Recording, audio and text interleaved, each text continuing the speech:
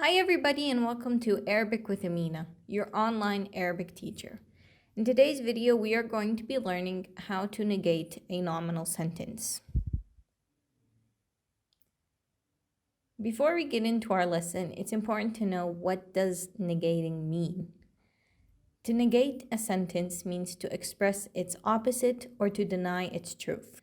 That means we take the original statement, add a negative expression to it that contradicts the original meaning. For example, Amina is happy. To negate this sentence, we would say, Amina is not happy. We made this sentence negative by adding not. Now you can't say Amina is upset because that is not negating, that is a sentence. We have to use the word not or no, a negative word. So this video is about negating nominal sentences. In order to do so, first you have to be familiar with what a nominal sentence is. I have a video covering that if you don't know what it is.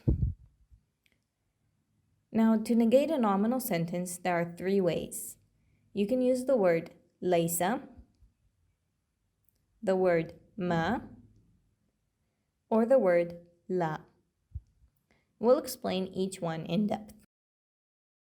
Starting off with the word lace.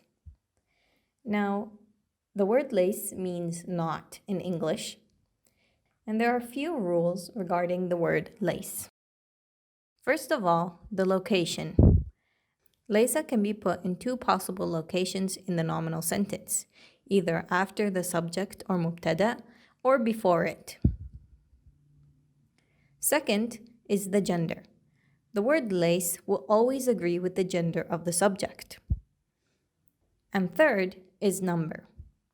The word lace will only agree with the number of the subject if it comes after the subject and not before it. These are general rules regarding the word lace, and we're going to be explaining each one, so don't worry. First, we'll start with the sentence, هذا كتابي. This is my book. Now we're going to negate the sentence using the word lace. The location of lace can be before the subject or after the subject. So, ليس هذا كتابي. This is not my book.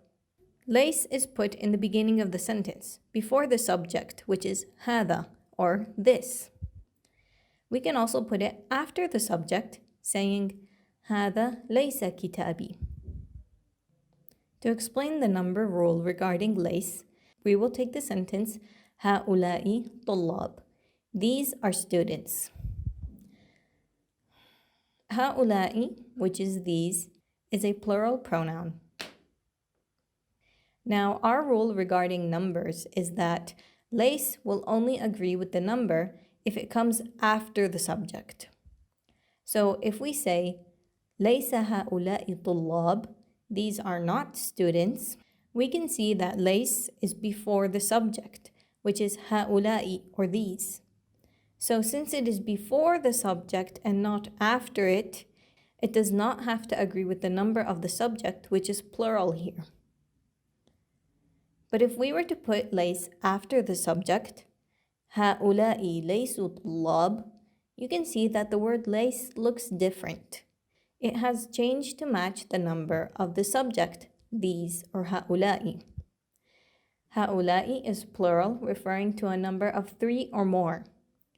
So we conjugated the word lace with the appropriate pronoun regarding 3 or more males. So ليس هؤلاء طلاب. There's no change in the word lace because it is before the subject. It'll change in number if it comes after the subject, هؤلاء ليسوا طلاب. This is the table of pronouns, and you can see we added the they plural male form to lace, the waw alif, and made it ليسوا. هؤلاء ليسوا طلاب. Now we don't have to actually mention the subject when we already have a pronoun attached to lace, which corresponds to the subject. So we can remove the word هؤلاء and just keep ليسوا طلاب. Now all three sentences here mean these are not students. If you're not familiar with how we conjugated the word lace to the third person pronoun, this table is actually taken from my video of how to attach pronouns to verbs. And even though lace is not a verb, it acts as one, and the pronouns that apply to a verb also apply to lace. So you can check out that video if you want to by clicking the link in the corner above. Now our third rule regarding lace is gender. The word Laysa will always agree with the gender of the subject. It doesn't matter if it's before the subject, after the subject, it must agree in gender. For example, the sentence, هي أمينة. She is Amina. I'm Amina, so this sentence is referring to a female. So when we want to say she is not Amina, we are going to say هي ليست أمينة. We made the word Laysa feminine by adding the ta. هي ليست أمينة. She is not Amina. This is the table from the previous video I mentioned, and you can see that the pronoun for she is ta. So we added ta to lace. هي ليست أمينة.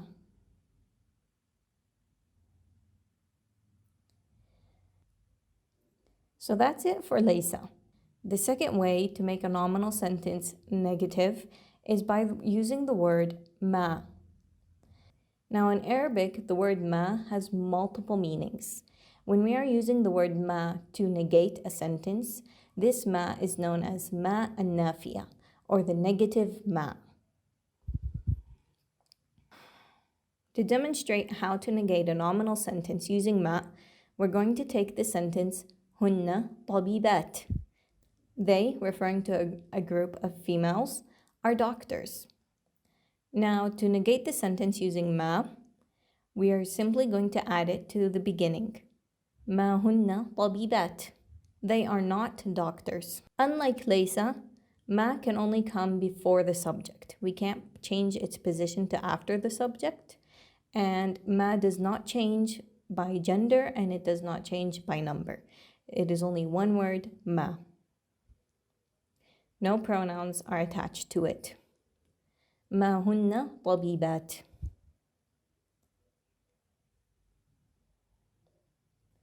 The third way to negate a nominal sentence is by using the word la. La means no in Arabic. So how do we use it to negate a nominal sentence? This is our sentence, أحد قادم. Somebody is coming. To negate it using the word la, we simply put la in the beginning of the sentence before the subject to say لا أحد قادم. Nobody is coming. Similar to ma, the word la can only come before the subject and not after it. Another example would be لا ملح في الطعام. There is no salt in the food. Something that differentiates la from ma is that the word la is used to negate a nominal sentence where the subject is indefinite. As you can see here, the word salt isn't defined. There's no pronoun attached to it. There's no the attached to it. But if it were a definite noun, we would not use la. Instead, we would use ma. And that covers the three ways of how to negate a nominal sentence. The best way to retain learned information is to take that information and answer questions to see if you actually grasp the concept. So we're going to have a short quiz. Our first question is أبي blank في البيت. Now I want you to fill in the blank to make the sentence say, my dad is not at home. So which of the three words are you going to be putting in the blank?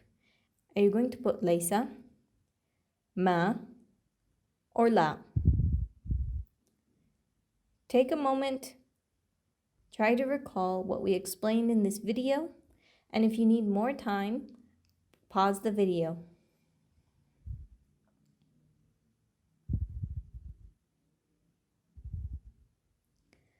Okay, so in order to fill in the blank with the word not, with the appropriate word for not, we are going to say أبي ليس في البيت. Now, why did we choose lace out of the three options? The reason why we chose lace is because Abi, which is my dad, is the subject of our sentence.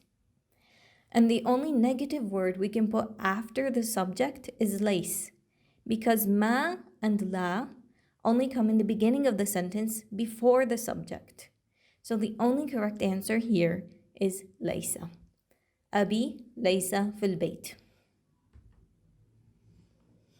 Our second question is blank أنا من الخاسرين. I want you to fill in the blank where the sentence will mean I am not one of the losers. Which of our three words are we going to put in the blank to fulfill this meaning?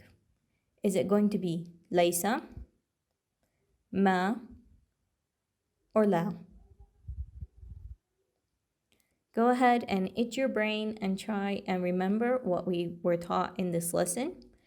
And take your time. If you need more time, pause the video and then wait to see the answer.